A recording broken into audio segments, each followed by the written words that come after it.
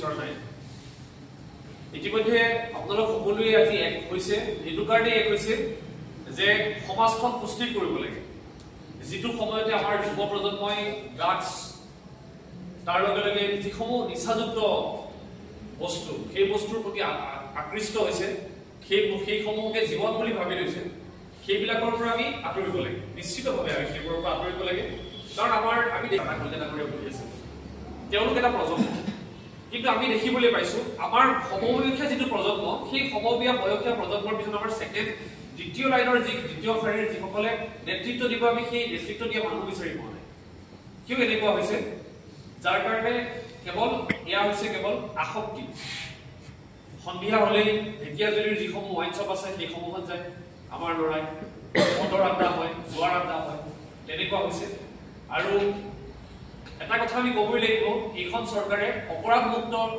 অসমৰ ক্ষেত্ৰত কিন্তু বিশেষভাৱে গুৰুত্ব দিছে আৰু সন্ত্ৰাসমুক্ত অসমত বিশেষভাৱে গুৰুত্ব দিছে সেয়া জাতিটোৰ কাৰণে ভাল কথা কাৰণ অপৰাধ যদি কঠোৰ হাতেৰে দমন কৰিব পৰা নাযায় আৰু অপৰাধৰ মূল আধাৰটোৱে হৈছে ড্ৰাগছ গুটখা কাৰণ এগৰাকী ব্যক্তিয়ে মানসিকভাৱে যেতিয়া সুস্থ হৈ থাকে তেতিয়া তেওঁ অপৰাধ কৰিবৰ কিন্তু 10 বাৰ চিন্তা কৰে যেতিয়া তেওঁলোকে মদ খাই ল'ব খোৱাৰ পিছত তেওঁ অঞ্চলটোৰ শিক্ষাগুৰুবোৰক চিন্তা পায় নিজৰ ভৈনীকক চিন্তা পায় নিজৰ মাক দেউতাকক চিন্তা পায় তেনেকুৱা অৱস্থা আৰু তাৰ কাৰণে এছাম ব্যক্তি আছে যিসকলে কেৱল বিভাজন আনে সেইসকল ব্যক্তিয়ে কিছুমান জাতিক টাৰ্গেট কৰি পেলাই কিছুমান ধৰ্মক টাৰ্গেট কৰি পেলাই সেইসকল ব্যক্তিক হেৰি কৰে সেইটো কাৰণে আমি পলিতে সেইবোৰ শেষ কৰিব লাগে আৰু আপোনালোকে উদ্যোগ লৈ ইয়াক শেষ কৰিম বুলি যদি ভাবিছে সেইটো অত্যন্ত ভাল কথা আৰু ঢেকিয়াজুলিৰ যিমানসমূহ অঞ্চল আছে সেই অঞ্চলসমূহ আপোনালোকৰ পৰা প্ৰেৰণা পোৱাৰ অত্যন্ত দৰকাৰ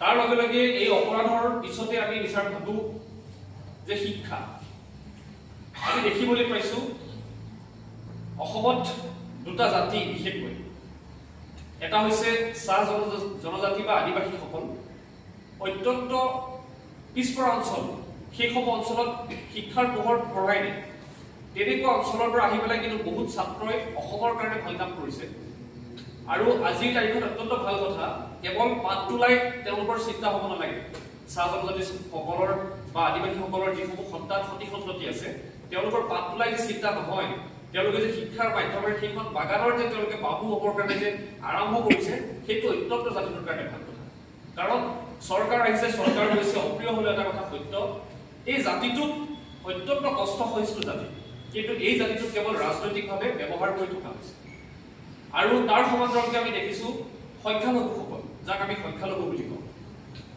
এই ধৰ্মাৱলম্বী লোকসকলৰ মাজতো আমি দেখিছো নিৰক্ষৰতাৰ অভাৱ আজিৰ তাৰিখত অত্যন্ত ডাঙৰ ভুল হোৱা আৰম্ভ হৈছে যে আমি ছোৱালীক পখিলাকাটা বয়সত বিয়া দিওঁ এগৰাকী যুৱতী তেওঁ মাক হ'বৰ কাৰণে শাৰীৰিকভাৱে কিছু পৰিপুষ্টিৰ দৰকাৰ যিগৰাকী যুৱতী ক্লাছ 9ত থাকোঁতে আমি এগৰাকী নাবালিকা হৈ থাকোঁতে যেতিয়া আমি বিয়া দিওঁ সেইজনী ছোৱালীয়ে এটা পৰিপুষ্ট সন্তান জন্ম দিব নোৱাৰে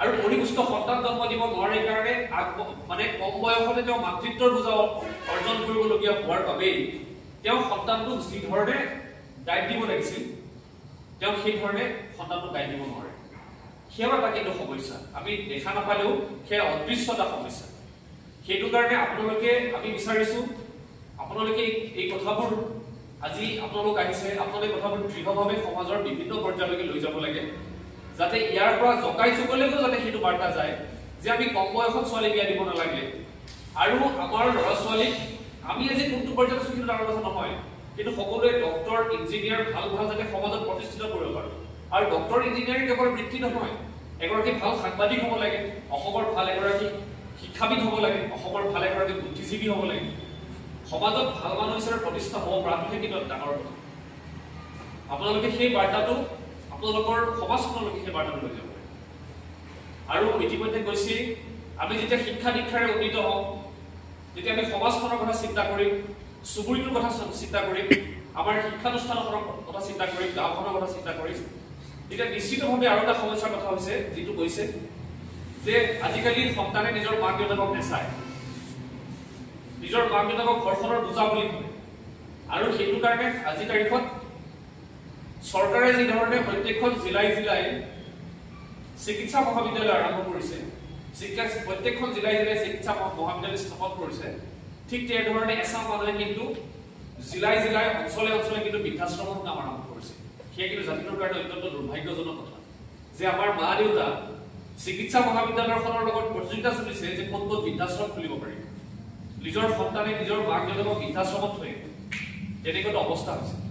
আৰু ইয়াৰ মূলতে আধাৰটোৱে হৈছে একমাত্ৰ হৈছে শিক্ষা ব্যৱস্থা। সেইকাৰণে কৈছো পখিলাখেদা বয়সত আমাৰ সন্তানক বিদ্যালয়লৈ পঠোৱাটো ভাল। যদি কেনেকুৱা হওঁ তেনেকুৱা কিন্তু আমিও হওঁ আৰু সেইটো আমি বৃদ্ধাৱস্থাত হওঁ। কাৰণ আমাকো যে তেওঁলোকে বৃদ্ধাশ্ৰমত নপঠিয়াব তাৰ কোনো মানে নাই।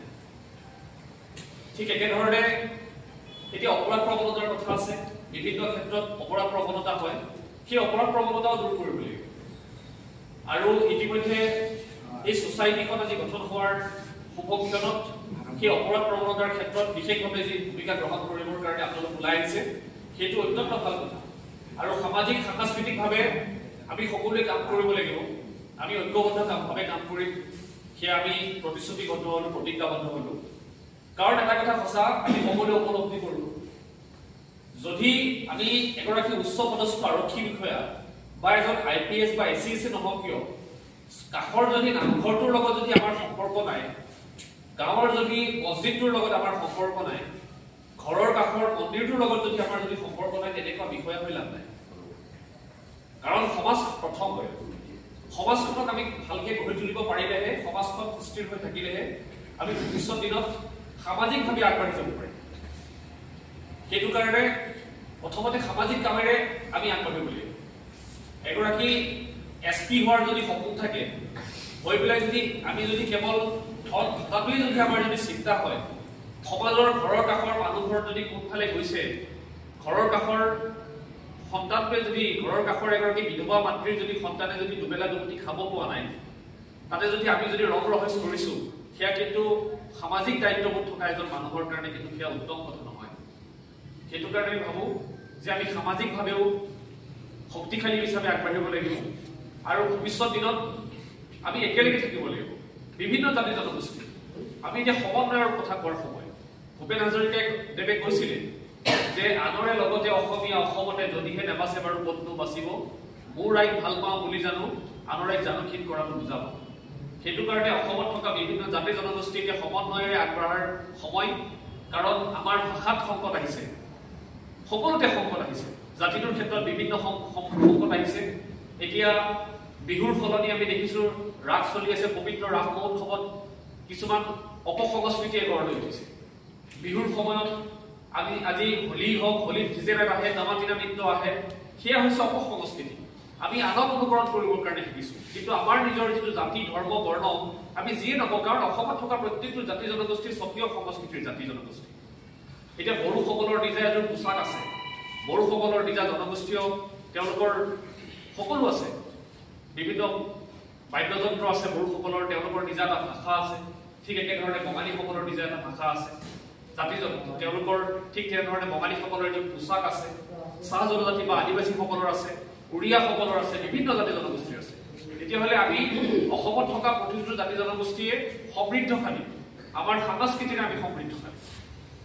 অসমত কয় যে আমাৰ অসমৰ প্ৰতিটো কিলোমিটাৰত বিভিন্ন জাতি জনগোষ্ঠীৰ সংস্কৃতিৰ পৰিচয়, স্বকীয় পৰিচয় উদ্ভাসিত হৈ উঠে। ভাষাৰ পৰিৱৰ্তন ঘটে প্ৰতিটো 1 কিলোমিটাৰত, খাদ্যাভ্যাস সলনি হয় প্ৰতিটো 1 কিলোমিটাৰত। সেয়া হৈছে এইখন অসম।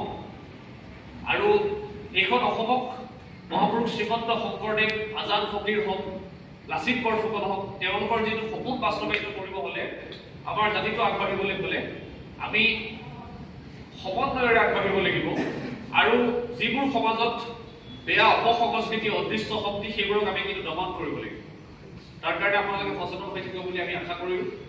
পুনৰ এবাৰ জ্যেষ্ঠসকললৈ শ্ৰদ্ধা জনালো। বৰ বেছি দীঘলীয়া কৰিব বিচৰা নাই, তেজশ্ৰী শব্দৰে ওজাশ্ৰী ভাষণ দিব পৰা মোৰ ধৃষ্টতাও নাই আৰু মই সেয়া সাহসো কৰা নাই। ইয়াকে কৈ মই মোৰ চমু বক্তব্য সামৰণি মাৰিছো। ধন্যবাদ। জয়।